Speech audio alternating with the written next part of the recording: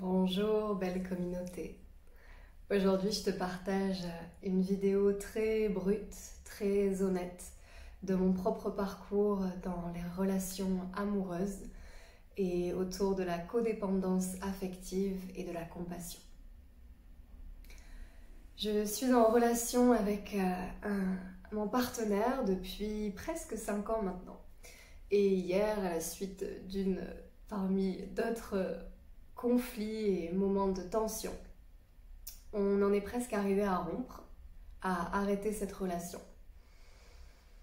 Et en rentrant chez moi, me retrouvant seule dans mon appartement, j'ai senti une tension énorme. Mon estomac se nouait, une peur incroyable, vertigineuse, à l'idée d'être complètement seule, de sortir de ce cocon, de sortir de ce cadre d'amour et de bienveillance que nous avions construit. Et j'ai senti que j'avais besoin de m'attacher à cette relation. Alors en communication non violente, voilà, j'ai pu observer qu'il y avait cette petite voix très jugeante et très moralisatrice. Comment ça? Tu es censé être capable de sentir l'amour avec un grand A, l'amour universel. Tu es censé ne pas être attaché à un seul être humain et tu es l'amour et tu sens que tu es et tu incarnes cette force universelle et bla bla bla et tu devrais. Donc cette voix très jugeante du premier de la classe, un petit peu comme l'appelle Lisa Padovani sur YouTube.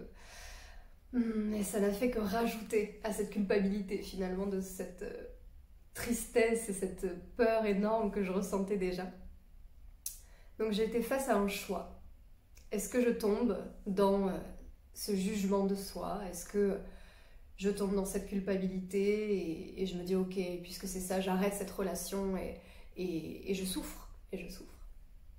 Ou est-ce que je vais regarder du côté de mes besoins et j'essaye de les satisfaire? Et le besoin le plus énorme que j'ai pu ressentir, c'est ce besoin de sécurité, besoin de connexion, d'être aimé, de partager ma vie avec quelqu'un. Et hier, et encore aujourd'hui, ce besoin-là, en moi, il est beaucoup plus important que mon besoin d'indépendance.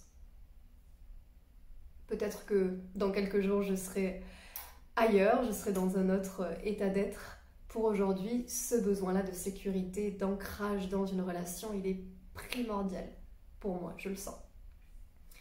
Et ça peut sembler une faiblesse, c'est ce que j'ai pu entendre aussi dans ces jugements, une faiblesse ou une incapacité de subvenir à mes propres besoins de sécurité par moi-même, ou etc. C'est ok, je vois tout ce cheminement de pensée et j'y accorde de l'importance. Pour autant, développer cette compassion, cet accueil de mon humanité, c'est-à-dire de mes failles, c'est-à-dire de mes vulnérabilités, eh bien pour moi, hier, aujourd'hui, c'est passé par satisfaire d'abord ce premier besoin le plus essentiel de sécurité. Et dans cette situation précise, satisfaire ce besoin, ça a voulu dire admettre pour moi-même et admettre à mon partenaire, waouh, je suis pas prête. Je suis juste pas prête à quitter cette relation, malgré les mauvais côtés, malgré les disputes. Je sens que j'ai besoin de m'attacher à ça, je sens que je ne peux pas encore. J'ai pas cette capacité, j'ai pas les moyens là de faire sans. Et je me rappelle tous ces merveilleux moments et toute cette lumière, cet amour, et je veux continuer de baigner dans ça pour l'instant. Je ne me sens pas ouverte à autre chose.